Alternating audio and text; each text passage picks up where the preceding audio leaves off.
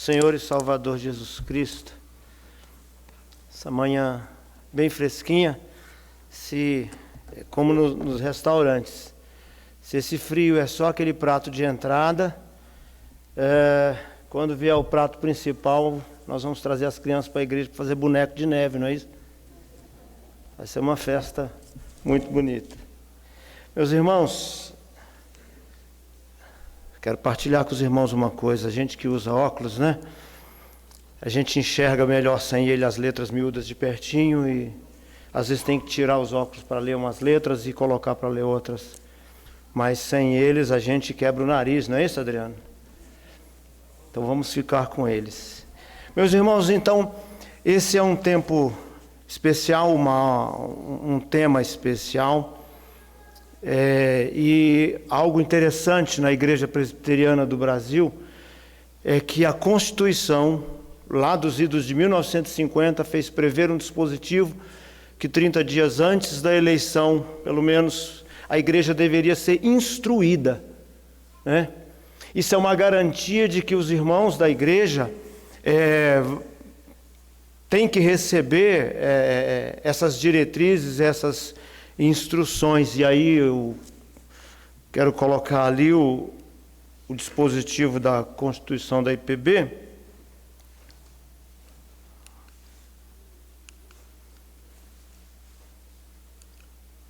Ali, né? Então, cumprindo essa norma bendita aí, né? Muito importante para que a igreja seja instruída. E aí eu preparei esse conteúdo dessa aula. Algumas coisas são muito interessantes, né? Eu digo que o próprio Deus, ele cria a demanda, ele cria a solução.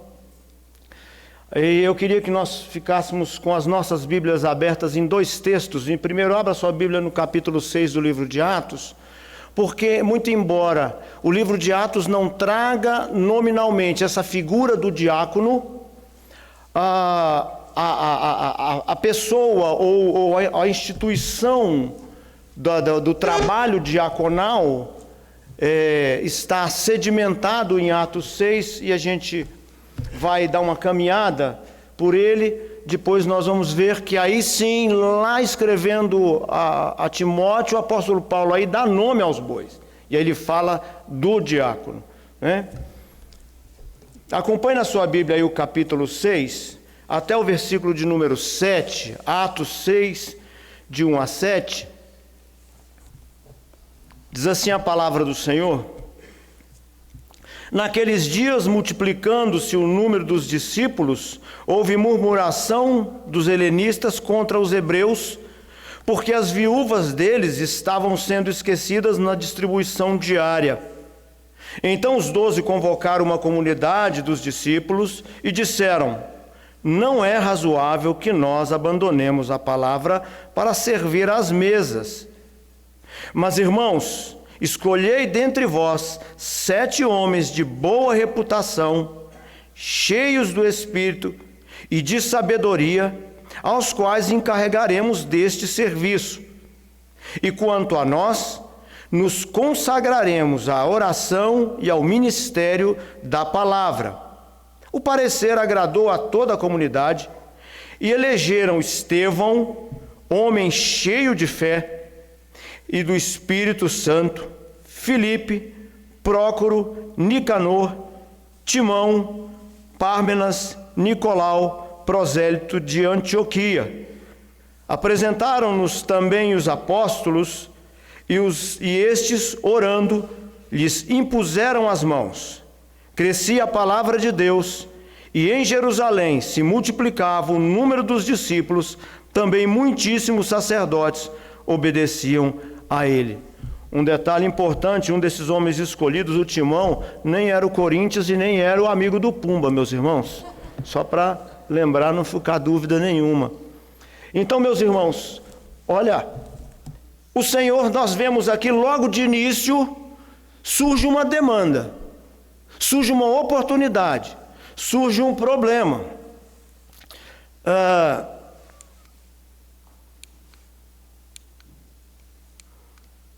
Com a minha mão. Isso. Então surge uma dificuldade, né? Nós olhamos aqui para esse texto, e qual é o problema que surgiu? Primeiro, se nós nos voltarmos lá para o início do livro de Atos, nós vamos ver que uma pregação de Pedro, em uma pregação de Pedro, 3.000 pessoas de uma lapada só foram convertidas.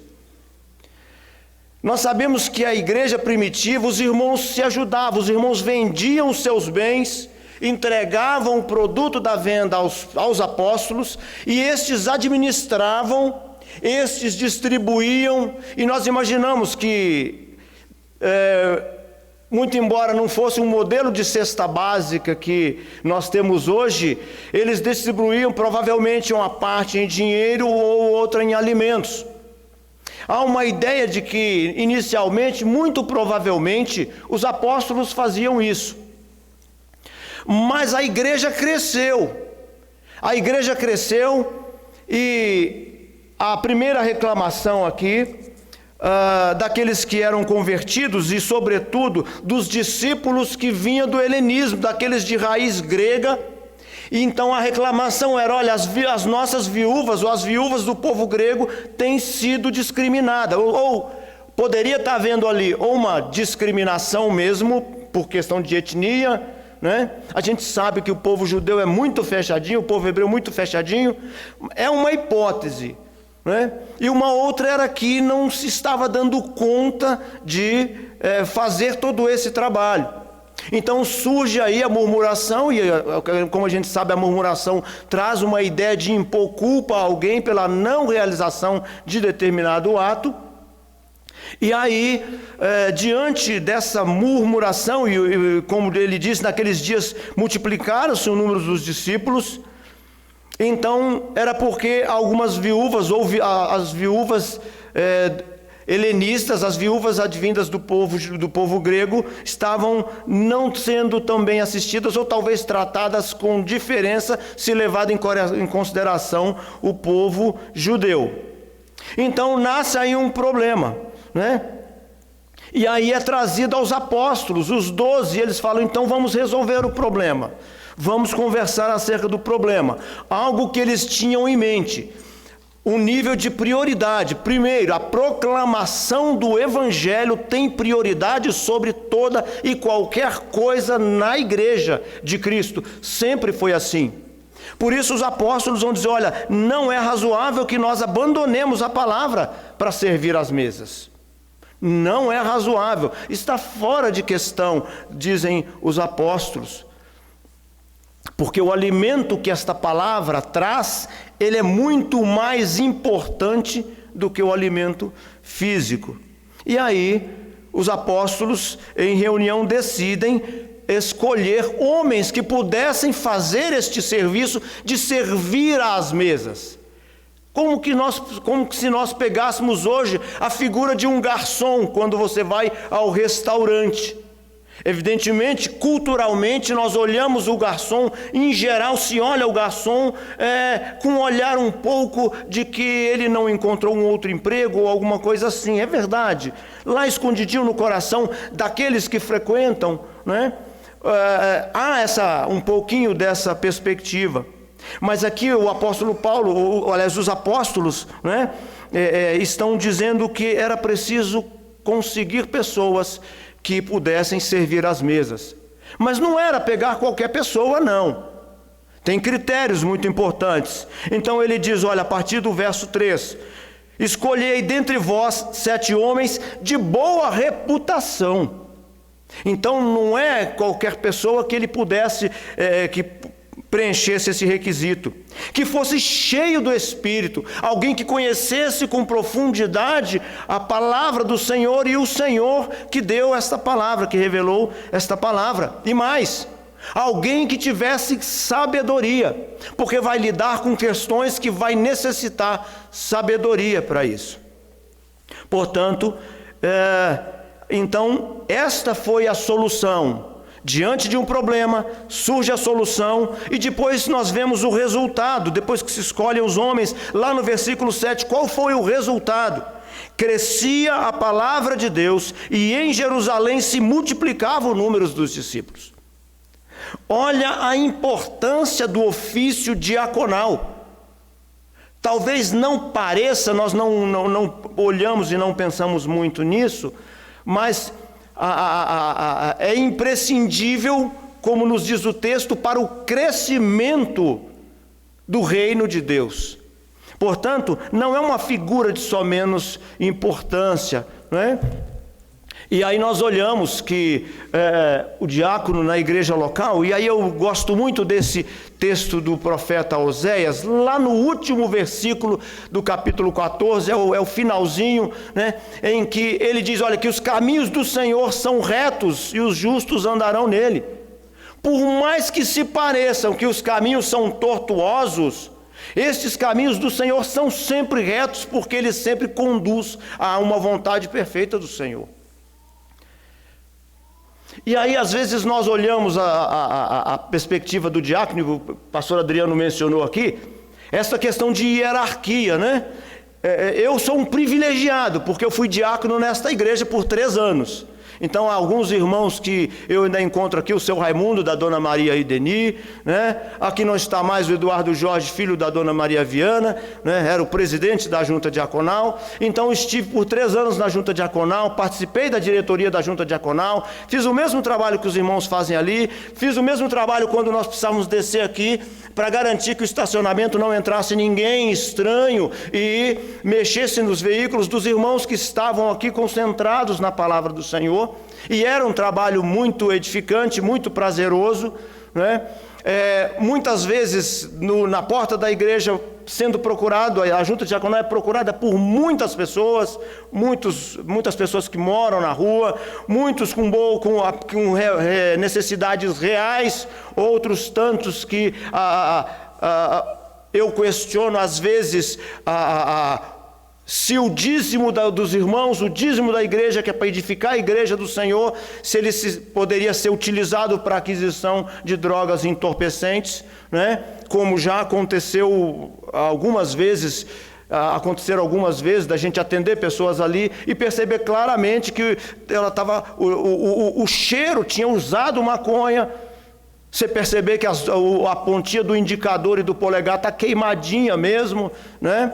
Então, você tem que fazer esse juízo de valoração, como que você pode ajudar.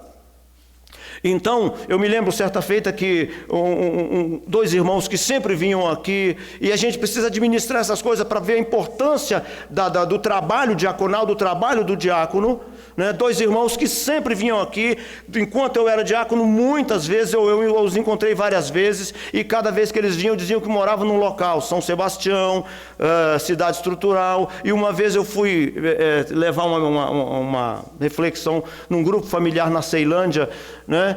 E aí umas 8 horas da noite, esses 2 irmãos estavam lá caminhando, né? Os mesmos 2 irmãos que uma vez aqui na igreja, pedindo dinheiro, e aí conversei com eles, já tinha conversado antes, e aí eu vi que ele tinha um crachazinho daquele do Fácil, que tem acesso aos ônibus, né? E aí eu achei interessante, conversando com ele, né? Quis olhar o nome dele e tal. Quando eu olhei o crachazinho, era de outra pessoa, que ele colocou alguma coisa na frente, né? Aí eu falei, mas esse crachá não é seu, você não pode utilizar e tal, e estava com ele na mão, né? E falei, eu posso devolver para o governo? Aí ele falou, não, se você fizer isso, eu vou quebrar esses carros todos aqui com a pedra. Aí é preciso sabedoria para negociar e tal. Não, toma o seu crachá de volta. É um trabalho diaconal, mas é um trabalho santo, porque está cuidando da casa do Senhor. Me lembro de uma vez em que uma moça entrou aqui com trajes bem sumários, né? Aparentemente era usuária de drogas, e ela na época queria fazer uso do microfone, assim, entrou e queria usar o microfone, né? E nós não deixamos, e ela queria tirar a roupa dentro no momento de culto noturno. Quem vai abordar essa moça e vai com muito jeito convencê-la de que ela não pode fazer isso aqui dentro da casa do Senhor? Que é um local em que decência e reverência. É um trabalho da junta diaconal e que precisa sabedoria. Essa ideia, então eu disse, eu fui diácono, eu fui presbítero, isso não acontece sempre, mas não há uma escala de hierarquia.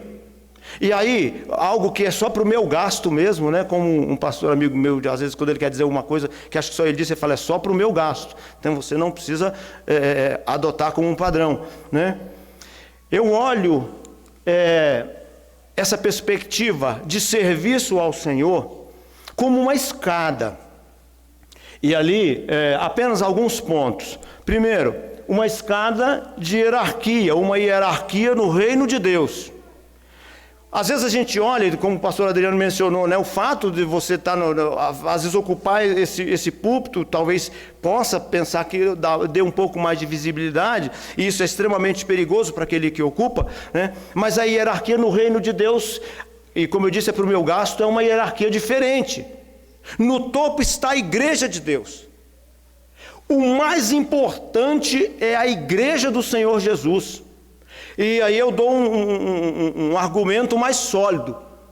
Foi por ela que ele morreu. Só para você entender que é ela que está no topo da cadeia. Você poderia falar que os diáconos ocupariam um pouco ali, que os pastores estariam ali, presbíteros, porque pastores e presbíteros o nome dado é o mesmo, né?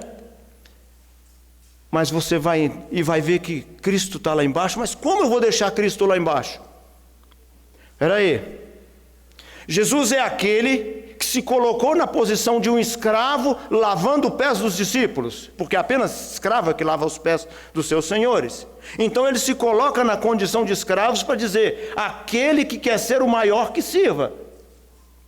Para a gente entender que esta hierarquia é uma hierarquia decrescente, é uma hierarquia no sentido contrário.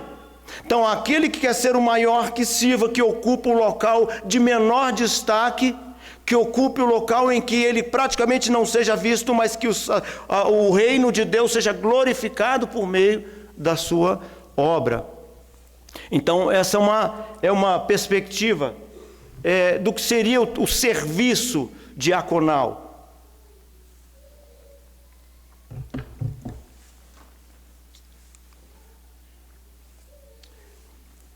Então, olha só, o Jonathan Leeman faz essa colocação, né, de que o diácono é um líder diferente.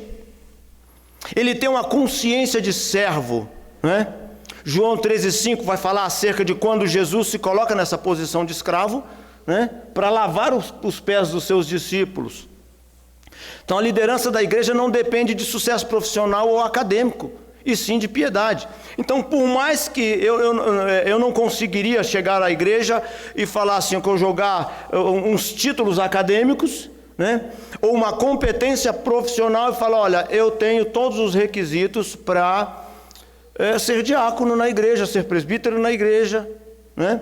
E quando nós vamos observar que as qualificações para diácono, para presbítero, para pastor, basicamente as mesmas, porque é piedade e serviço mesmo. Então a liderança cristã, ela tem essa escala descendente. O serviço diaconal na raiz é um exemplo de humildade, aquilo que o próprio Cristo fez, e ele é o padrão, ele é o nosso exemplo maior. Olha só, perigos reais para a igreja de Cristo. Uma igreja sem líderes piedosos é uma igreja em perigo. Uma igreja com líderes que não têm a noção dessa escala descendente, de que aquele que quer ser o maior é aquele que mais serve, né? É uma igreja em perigo. Olha só, eu me enrolo sempre com o segundo nome do pastor, Tebet, né? Ele diz que o diácono é uma parte indispensável na igreja. Os diáconos da igreja local são aqueles que, de maneira fiel, servem às mesas. Aquela mesma ideia de Atos 6. São homens que se entregam ao serviço das necessidades do corpo local. Os diáconos são uma parte indispensável no serviço do corpo de Cristo. Indispensável. A instituição do ofício, nós vimos aqui em Atos 6, E nós falamos da oportunidade, do conflito, da solução e do resultado, como nós percebemos. Então, quem serve às mesas? Essa oportunidade nós percebemos que, como nós mencionamos, a igreja estava prosperando espiritualmente, muitas pessoas estavam convertendo, né? Então, aquela alegação acerca da má distribuição dos alimentos, das condições, né? Os apóstolos, com muita sabedoria e sensibilidade, eles entenderam o que é mais importante no reino de Deus, o que é importante para a igreja de Cristo, né? Mas às vezes a gente pensa, olhar nessa ideia de servir às mesas, como nós mencionamos, né? Olhar a figura do garçom, né? Então, para a sensibilidade moderna, o garçom não é bem visto, né? Algumas vezes tem uma conotação de uma posição de nível baixo, ou como se isso fosse humilhante. Na verdade, no reino dos céus, no reino de Deus, é totalmente diferente, é ao contrário, né? Eu me lembro que na época de que nós éramos diáconos, né, no dia de ceia, os diáconos tinham que vir de terno, e eu falava assim, mas por quê? É um dia especial, né? Então, no dia de ceia, todos os diáconos estavam ali. Então, olha só, a importância e a grandeza do trabalho do diácono, da diaconia. O caráter dos escolhidos, nós vimos em Atos 6,13. Facilita o ministério da palavra e da oração. Eles trazem tranquilidade para aquele que está proclamando, pregando a palavra do Senhor, conduzindo a igreja. Fazia isso com os apóstolos. Fortalece e unifica a igreja em geral, criado para promover expansão do reino de Deus. Ou seja, tem esse caráter santo daquele que está na retaguarda, daquele que está cuidando, e tem um alto valor no reino dos céus. Então foi criado para promover a harmonia da igreja. Aí algumas qualidades, são apenas algumas, né?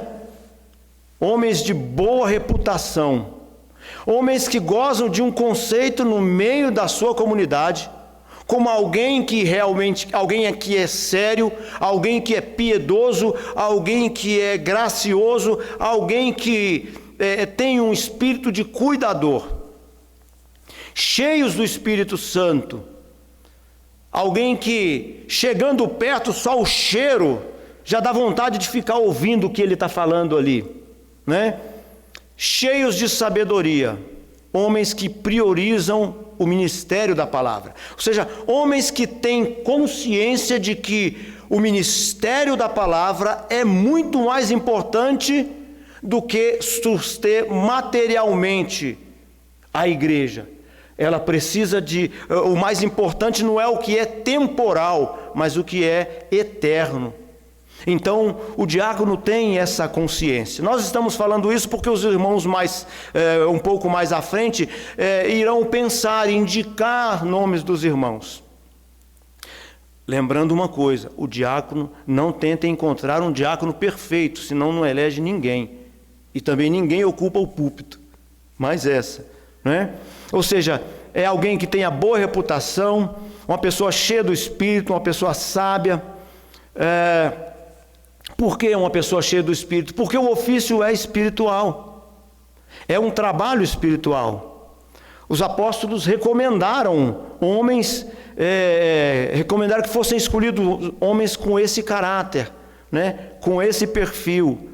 Os diáconos, eles precisam ser pessoas controladas pelo Espírito de Deus e não pela sua própria natureza, como todos nós. E o que eu estou falando de diácono vale para presbítero, vale para os pastores, vale para qualquer um de nós, mesmo os membros da igreja. Nós todos devemos ser também assim, né? Mas como eu disse, aqueles que estão ocupando esse posto na liderança, por exemplo, na junta diaconal, Ele precisa se encolher um pouquinho menos, um pouquinho mais.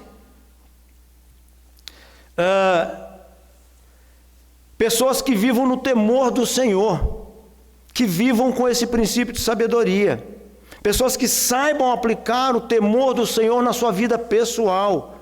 Que isso transpareça para a igreja, ainda que ele não queira demonstrar. Homens cheios de sabedoria, conhecidos por serem sábios na resolução dos problemas. Homens que priorizem o ministério da palavra. Dr. Martin Lloyd-Jones, ele diz assim: é errado colocar o trabalho de servir as mesas antes da pregação da palavra. Parece assim, muitas vezes, que, mas primeiro tem que dar comida, né? É verdade, dar comida é importante, mas a proclamação da palavra de Deus tem prioridade. Ele diz, olha, é errado colocar o homem antes de Deus, é errado colocar o que é temporal antes do que é eterno. Ou seja, o diácono tem essa consciência, por isso ele serve, né? Por isso ele tem essa consciência da importância do seu trabalho, mas da importância da proclamação e da importância da palavra. Aí eu trouxe a figura do garçom, né? Maior é o que serve, é o que Jesus vai dizer para os dois irmãos, Tiago e João, quando eles colam em Jesus lá no cantinho assim, tipo assim, só para nós aqui, Senhor, quando o Senhor estiver lá no reino da sua glória, nós gostaríamos, assim, muito chegados, ficar um à direita, outro à esquerda, né, e tal. Quem quiser ser o maior, que sirva, né? A despeito de como as pessoas pensam, que servir às mesas é um trabalho humilhante, de baixo nível, né, ou que fosse um rebaixamento, na verdade reflete uma vida que caminha para a semelhança de Cristo, uma vida de humildade, né? O Cristo que se esvaziou de si mesmo, se humilhou, assumiu forma humana, né? Então, ter essa convicção são características do diácono, né? Ele faz isso para seguir a Cristo. Em sentido amplo, todos nós devemos também ter essa mesma perspectiva. E mais ainda, pastores, presbíteros, diáconos, demais lideranças da igreja devem se colocar dessa maneira. Os diáconos devem ser alguém que ele tem uma característica de ser multitarefa. Multitarefa. Os irmãos atendem as pessoas ali. Os irmãos, na medida do possível, atendem famílias que estão precisando das mais variadas necessidades. Os irmãos exortam, os irmãos criam seus filhos, os irmãos cuidam da segurança da igreja, da segurança do culto, da organização do culto que é prestado a Deus, da reverência. Às vezes o diácono vai precisar, se muitas pessoas estiverem conversando no hall da igreja durante um momento de culto, ele fala, meus irmãos, você não gostaria de ficar lá dentro, sentar ali dentro, sentar lá junto para guardar reverência à palavra do Senhor? Esse trabalho, às vezes que dá trabalho ouvir, mas às vezes os irmãos, e para isso precisa muita sabedoria, né? Mas são pessoas multitarefas. Ele deverá ser capaz de resolver os problemas, mas também de antecipar os problemas. Farejar, olha, eu acho que isso aqui vai dar ruim. O que a gente pode fazer para já, correndo por trás, resolver essa situação? Isso são características do diácono, né? Por isso o candidato ele deve ser um homem conhecido pelo seu discernimento, pelo bom senso, né? Um bom juízo de valoração, ter decisões ajuizadas, reconhecido por sua sabedoria, por sua mansidão, como diz a palavra do Senhor, tardio no falar, pronto para ouvir, demorado em ficar irado, né? Porque tem situações às vezes que a gente fica esfregando um calcanhar no outro. Todos nós fazemos isso, né? Mas quando, em determinadas posições, às vezes, é necessário, né? E os diáconos devem ser olhados como homens dignos de toda a honra, homens dignos de todo o respeito. Homens que sejam conhecidos pela sua sinceridade, né? O apóstolo Paulo, ele escrevendo a Timóteo, ele diz, olha, semelhantemente quanto aos diáconos, ou seja, ele já falou daqueles que querem ser pastores, ele fala dos presbíteros, ele vai dizer, olha, igual, semelhantemente, quanto aos diáconos, é necessário que sejam respeitáveis, de uma só palavra, não inclinados a muito vinho, nem cobiçosos de sórdida ganância. Aqui, escrevendo a Timóteo, o apóstolo Paulo dá nome aos bois. Ele fala do trabalho da diaconia, do trabalho do diácono, falando para Timóteo quais são os critérios que ele deve utilizar para escolher aqueles que vão fazer esse serviço na igreja. Ou seja, a sinceridade, ela reflete o caráter de Cristo. O diácono não é aquele que fala meias verdades, porque reflete o caráter de Cristo. Quando nós olhamos Cristo, ele também não falava meias verdades, ele olhava as pessoas, ele conversava com elas, independentemente de quem fosse uma autoridade, um homem do sinédrio, ou se fosse uma prostituta, ele atendia a todos com o mesmo amor, atendia a todos com o mesmo carinho, com a mesma perspectiva.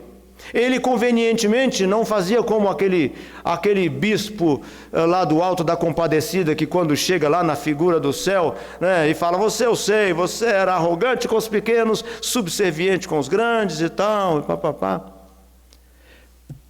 Jesus não, ele não bajulava as pessoas, mas ele era sincero quando lidava com elas, ia direto ao ponto, tratava com amor as pessoas desesperadas nos seus pecados, tratava com amor. E Deus deseja que os diáconos sejam homens com a mesma perspectiva no seu serviço, no seu cuidado com a igreja, homens de uma só palavra, né? E é provável que às vezes no trabalho da diaconia, né, alguém fique bravo, né? E aí eu acho muito interessante que o autor diz, olha, o diácono não pode ter medo de cara feia. Ninguém pode ter medo de cara feia, né?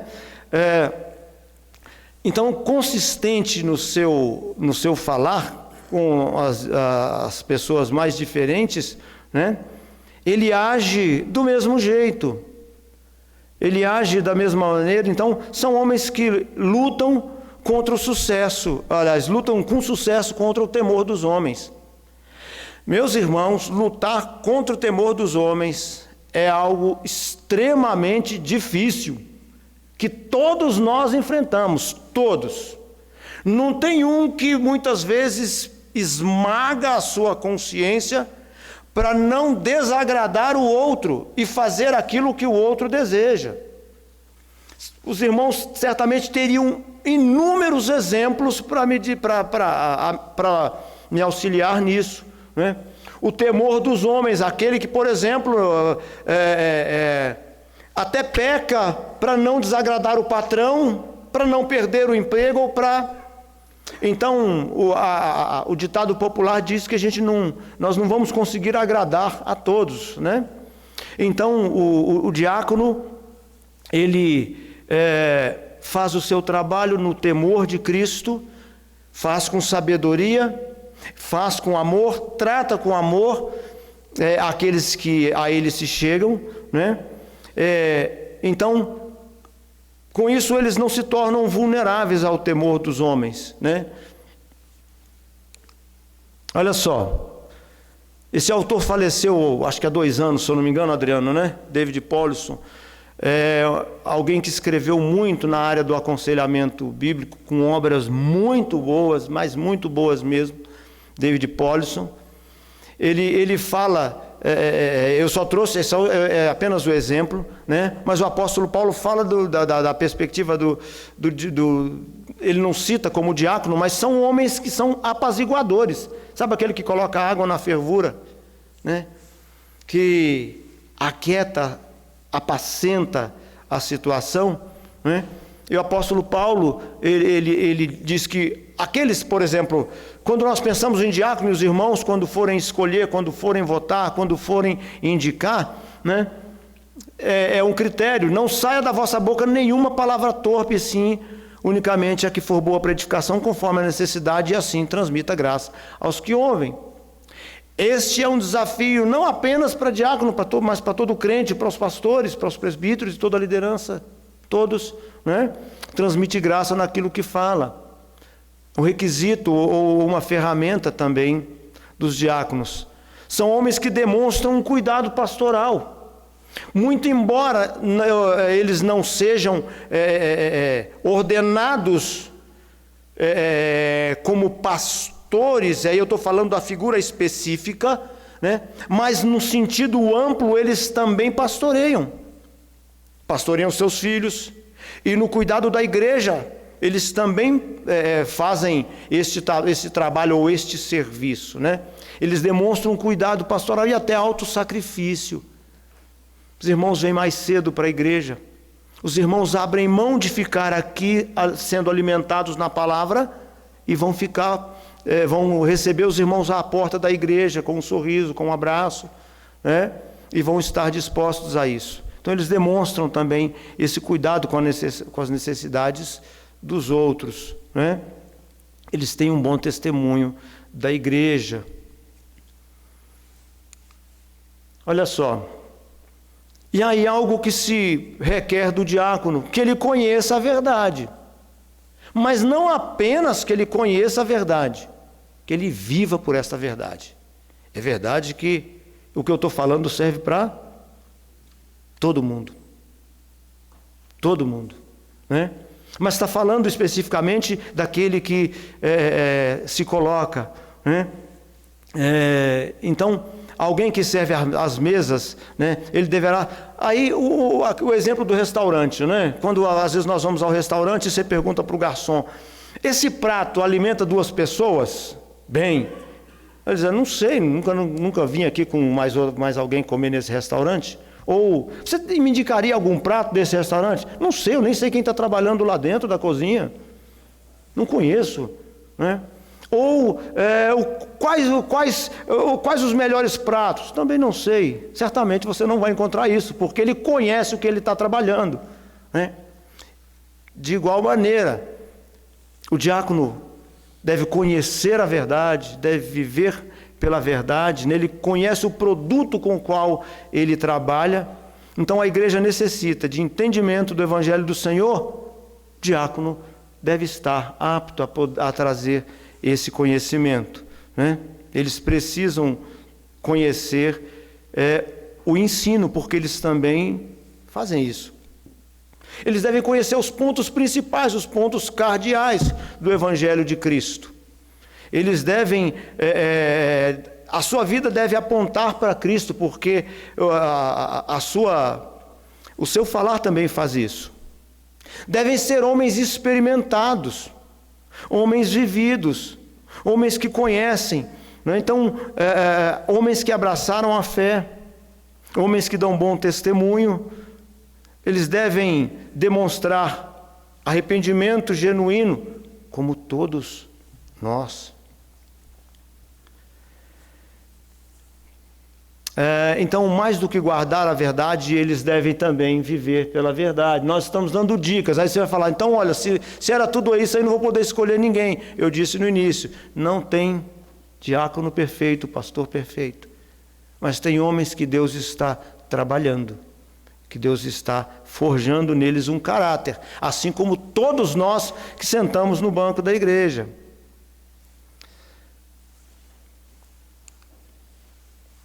Olha só, o Tebet diz assim: olha, o diácono necessita trazer o peso da fé das Escrituras. Então, a sua fé deve estar ancorada nas Escrituras. Nem tudo aquilo que diz, em tudo aquilo que diz, meus irmãos. Tem um dedinho nervoso ali que escapou um N. Os diáconos devem ser pessoas conhecidas, pessoas cujos pensamentos partem da cruz. Sua expectativa de serviço é governada pela obra de Cristo, não em filosofias ou ideias humanas. A maneira como agora vivem e pensam transmite a confiança de que seus serviços são bem orientados pela palavra de Deus, quando arrazoam diferentes questões, nunca confiando em seus próprios entendimentos. São conhecidos por viverem a sua fé, tanto dentro como fora da igreja, não é? Aqueles homens que, em qualquer local que você encontrar, você vai perceber, é a mesma pessoa, não tem diferença, né? Então, homens maduros. Meus irmãos, eu estou falando aqui, mas vocês estão absolutamente liberados para fazer ponderações, para me auxiliarem aí, porque senão a gente termina muito cedo, entendeu? Ou vocês estão com frio aí, querendo ir embora para casa mais cedo para almoçar. Olha só, requer-se do diácono maturidade. Abra lá sua Bíblia em 2ª carta a Timóteo, no capítulo 3. A gente vai visitar um pouquinho isso, né? Então, servir a igreja é uma alegria. Apóstolo Paulo, olha, também sejam estes primeiramente experimentados, se mostrarem irrepreensíveis, exerçam o diaconato. Aí a gente pensa assim, é irrepreensível. Meus irmãos, é muito forte dizer que é irrepreensível. Alguém que não pode ter repreensão alguma, né? E aí o que eu estou falando aqui não são de escorregões, né? Mas de alguém que ordinariamente se percebe a vida reta, a vida de santidade, o seu exemplo como o seu caráter cristão. Então, ele serve aos outros como prova de amor, mas que amor? Amor a Cristo. Então, o seu amor a Cristo é a melhor prova, né, de que ele está servindo bem a igreja. Olha só, a igreja deve tributar aos diáconos a honra devida ao seu nome por amor a Cristo. Então, se o diácono serve a igreja por amor a Cristo, né, e aí eu acrescento algo mais, por absoluta gratidão pela pessoa de Cristo, gratidão a Deus, né? De igual maneira os irmãos tributam honra, né, a figura do diácono, por amor a Cristo também. O apóstolo Paulo, quando ele escrevendo, e ele vai falar a partir do verso 3, ele fala das qualidades, e aí ele traça tudo, ele coloca no bolo, e mais à frente ele fala dos diáconos, né?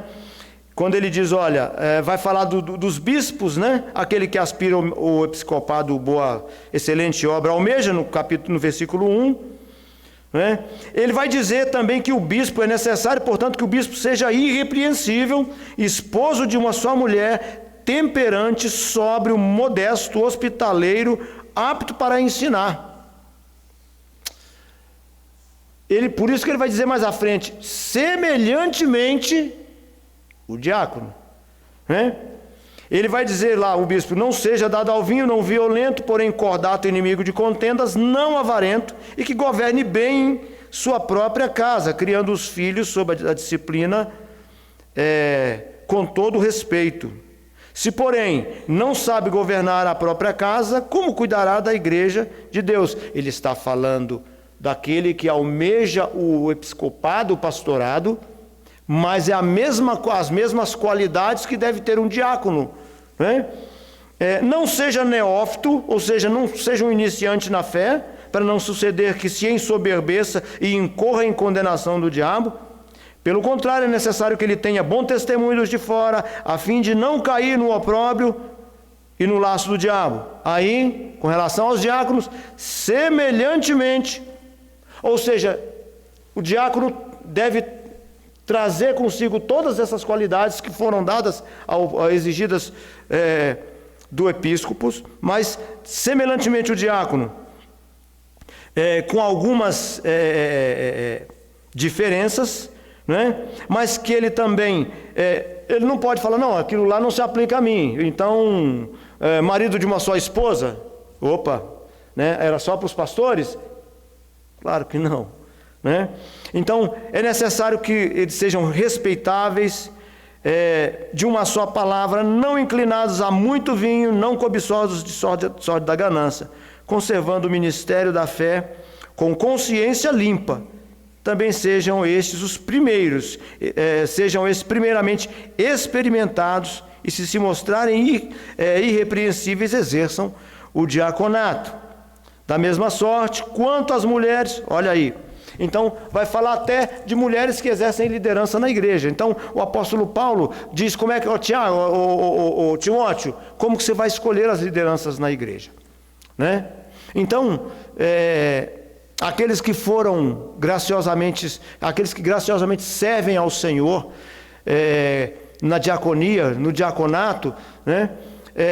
Às vezes pode parecer, e eles podem se sentir meio que sacos de pancada. Sabe quando às vezes é natural que num ambiente tão plural de igreja, e aí nós não estamos falando apenas de igreja, da nossa igreja, né? Mas aqueles que servem estão se colocando na chuva, e muitos vão se molhar mesmo, ou todos vão se molhar às vezes, né? Mas foram designados para servir ao Senhor. E o serviço do Senhor, ele é sempre gratificante, porque o objetivo principal é servir a Cristo.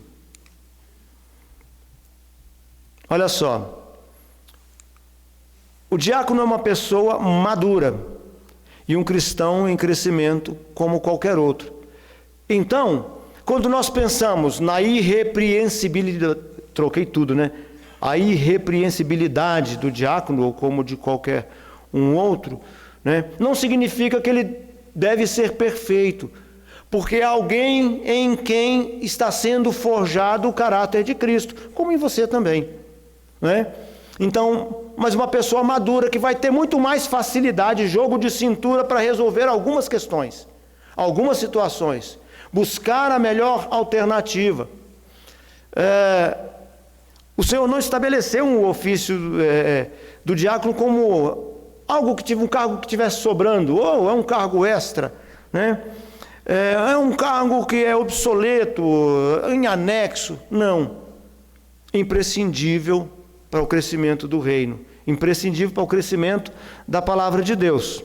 Então, por isso eles são indispensáveis, indispensáveis no reino, nem indispensáveis a proclamação do Evangelho, indispensáveis na igreja. Lá no verso 13 do capítulo 3 da primeira carta, o apóstolo Paulo deixa isso bem patente, né? Quando ele fala acerca daqueles que desempenham bem o diaconato, né?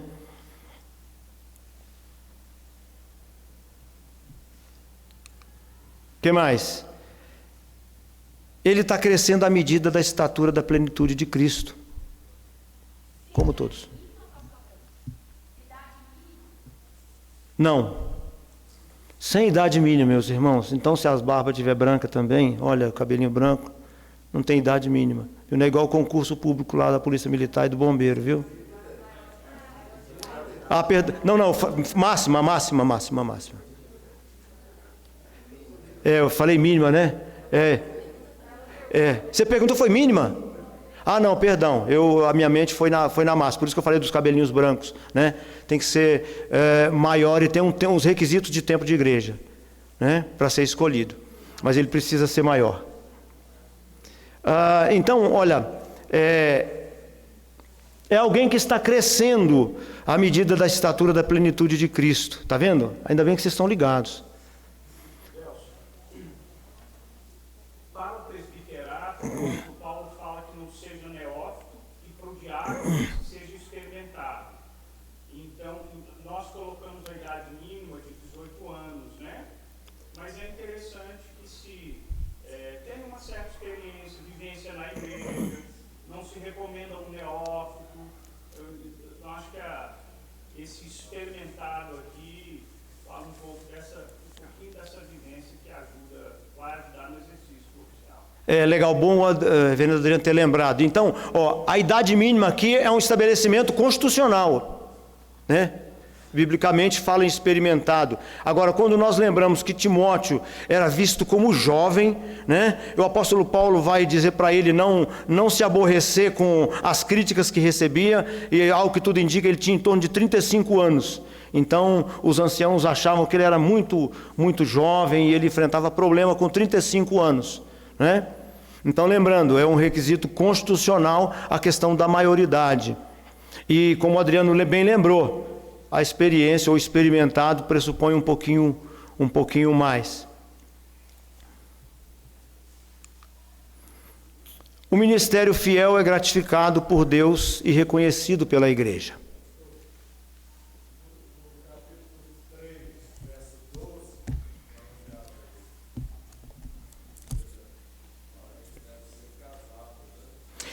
Ele diz que ele tem que ser marido de uma só mulher e governe bem os da própria casa, né? Pois é, o apóstolo Paulo coloca a nossa Constituição não traz isso. A nossa Constituição não traz. Mas o apóstolo Paulo fala de exatamente a questão de ser experimentado. E a ideia aqui se alguém não governa, porque isso dá uma experiência diferenciada. Quer falar, Adriano? Eu queria. Há muita discussão sobre esse texto, mas o que o Paulo está dizendo sendo ele casado, que seja marido de uma só mulher. O próprio Paulo era solteiro, e isso não impedia que ele exercesse o apostolado. Perfeito. Agora, sendo ele casado, seja marido de uma só mulher, seja um marido fiel e que governe bem a sua casa. Irmãos, isso é porque naquele tempo, vocês acham que tinha homem que tinha 2 mulheres? Paulinho?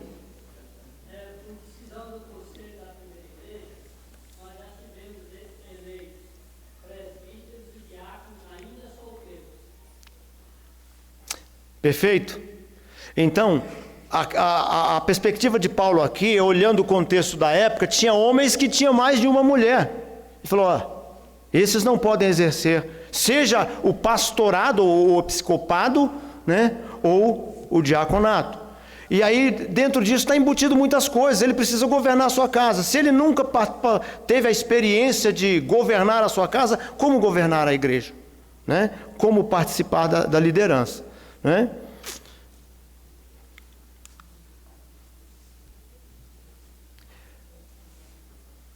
Olha só, o Senhor não estabeleceu o ofício de diáconos como algo extra, foi o que eu mencionei, né? Um anexo, algo obsoleto, algo de só menos importância na verdade, né?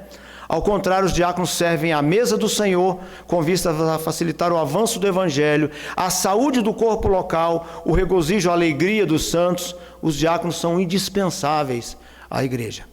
É preciso a gente ter noção do que, se o próprio Deus entendeu que esta figura é indispensável para a igreja local, que ele contribui para a saúde da igreja, contribui para o avanço do Evangelho, para a harmonia da igreja, nós não podemos tributar menor honra para esses homens.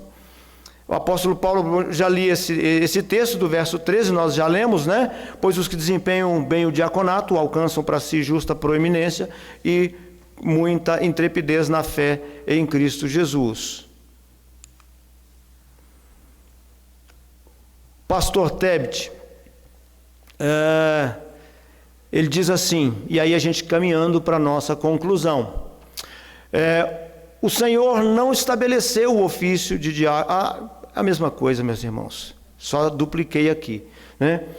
Ou seja, Deus cuida da sua igreja, dando para a igreja, ainda que muitas vezes pareçam caminhos tortuosos, né? E a gente vê, poxa, mas isso aqui poderia funcionar diferente, isso aqui poderia funcionar assim, né?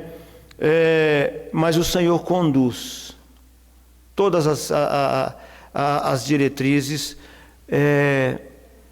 segundo a sua vontade e para o crescimento da igreja. E ele está fazendo isso ainda hoje, como o Adriano falou, né? Às vezes nós temos a dificuldade de fazer a eleição, de irmãos decidirem aceitar o ofício, Primeiro, dá trabalho? Dá trabalho, irmãos. Você quer ver trabalho? Casa e tenha filhos. Dá trabalho? Não é? Não tenha dúvida, mas dá trabalho, né? Mas as alegrias compensam. Assim como servir ao Senhor, as alegrias são inimagináveis, muito maiores. Tanto a eternidade como viver experimentando o cuidado do Senhor, sobretudo nos dias maus. Aí é que a gente percebe, nos dias maus, o cuidado do Senhor, e aí a gente percebe como é bom servir ao Senhor. E por último aí a indicação da leitura, a sugestão de leitura. Fique à vontade, né? É uma leitura fácil. Muito mais poderia ser dito, muito mais. Nós temos conteúdo para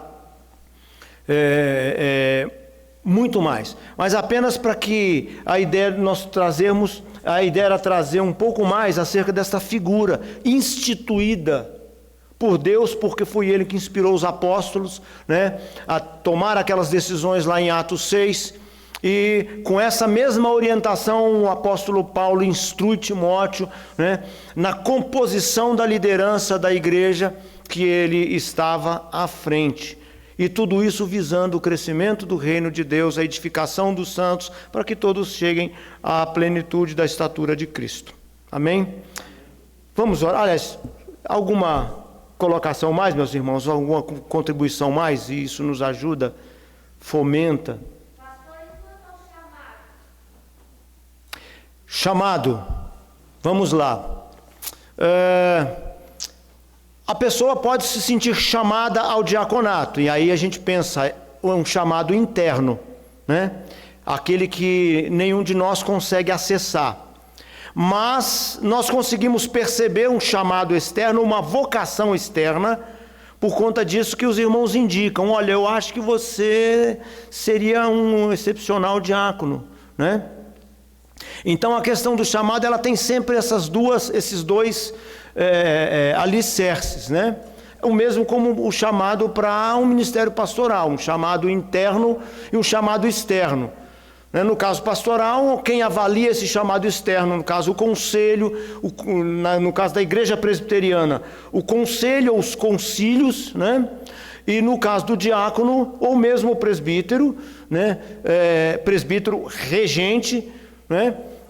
Ele pode ter essa vocação interna, não é? Mas a vocação externa será percebida pela igreja, no dia a dia e no convívio. Por isso que precisa ser um homem experimentado, um homem que está caminhando com a igreja, em que esses dons e talentos dele começam a ficar em evidência, como o reverendo Adriano disse aqui, todos nós temos dons e talentos.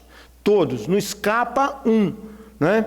Então, nós vamos percebendo isso. Então, o chamado é essa dupla averiguação, o chamado interno, né, que ele vai poder analisar, e o chamado externo, que é aquele visto pela igreja, analisado pela igreja, né, que o indica para isso. Porque se alguém olha uma pessoa e não percebe características nenhuma, qualidade nenhuma para aquela função da diaconia, né, não seria interessante indicar para que ele concorresse à eleição, né? Ou se pode ser uma opinião apenas pessoal, mas toda a igreja acha que ele tem esse perfil, né? Que ele tem esses dons e que ele gosta de exercer esses dons no seio da igreja. Por isso que o conselho analisa todo um conjunto de evidências, e quando vai analisar o candidato, né, vai analisar todos esses detalhes. Pelo menos esse é um pressuposto.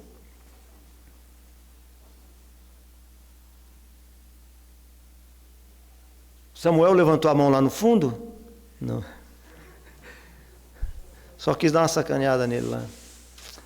Amém, meus irmãos? Então vamos orar? Ó Deus Pai, Deus Todo-Poderoso, graças nós te damos, porque nesta manhã fria o Senhor nos trouxe para aquecer os nossos corações também com a Tua palavra. O Senhor é o Deus que é o dono da igreja e que nos mostrou o exemplo de como nós devemos servir e qual é o patamar e a posição que nós devemos escolher. Certamente, ó Deus, é abaixo da tua igreja, porque nós sabemos que o nosso Senhor Jesus Cristo se fez servo e levou, ó Deus, esta convicção até a última consequência, entregando-se pela sua igreja para morrer na cruz. Que nós possamos olhar para a tua igreja, ó Deus, e que os teus filhos que, ó Senhor, desejam o exercício da diaconia na tua igreja, do diaconato como oficiais da tua igreja, que eles possam se disponibilizar, que eles não tenham medo dos desafios que enfrentarão à frente, Senhor, mas que eles olhem para a cruz de Cristo, para o sacrifício do Senhor Jesus em prol da vida dele, como também de todas as nossas, e ele possa se disponibilizar, desejando contribuir para o crescimento do reino, para a proclamação fiel da palavra, ó Deus Santo, e para que esta igreja, ó Deus, por meio também do seu trabalho, seja entregue ao Senhor Jesus, ó Deus, sem mácula, quando da volta do nosso Senhor e Salvador.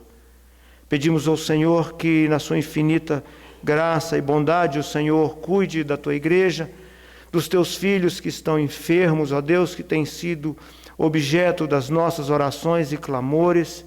Ó Deus, que o Senhor aqueça os nossos corações para o teu evangelho, ó Deus Santo, e que nós possamos a cada dia sermos fortalecidos como servos do Senhor para buscar um serviço, ó Deus, que traga frutos de arrependimento no meio do teu povo, e ó Deus, que alcance aqueles que ainda não te conhecem, que os teus filhos que se dispõem à diaconia, que forem eleitos para isso, Senhor, que eles sejam também proclamadores da tua palavra, e mais que isso, homens que vivenciam no dia a dia este evangelho revelado que traz vida e traz salvação. Pedimos que o Senhor nos despeça em paz, leve para os nossos lares, ó Deus, guardados, e que tenhamos um restante de domingo, ó Deus, desfrutando da manifestação da tua graça, e que logo mais retornemos à tua casa para prestar mais um culto de adoração ao Senhor. Em nome de Cristo Jesus que nós oramos. Amém.